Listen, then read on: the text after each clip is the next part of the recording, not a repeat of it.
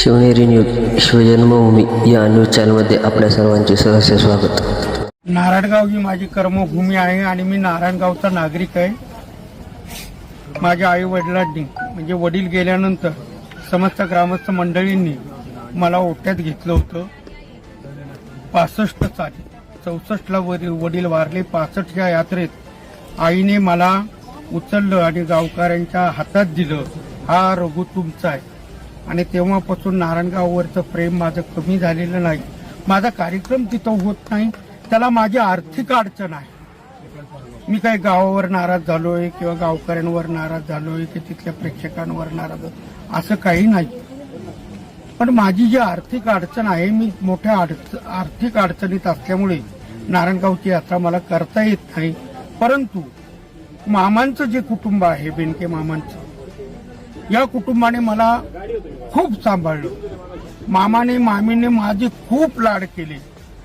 ही सर्व भावंडं लहान असताना मी त्यांच्या जवळ थांबलो, त्यांच्या जवळ बसलो, त्यांच्या संग जेवलो, त्यांच्या तिथेच थांबलो. असं खूप मोठं प्रेम बेनके मामाच्या परिवाराने मला दिलेलं आहे. आणि आज अतुल शेठ या ठिकाणी आले, माझा सत्कार केला.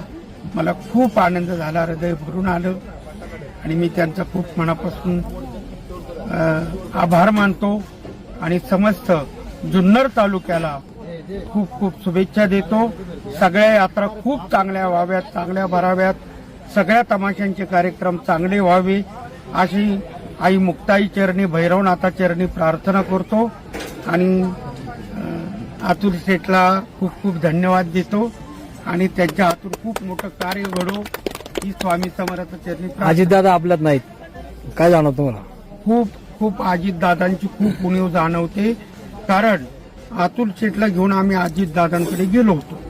त्यावेळेस आमची पहिली अट्ट त्यांनी मंजूर केली.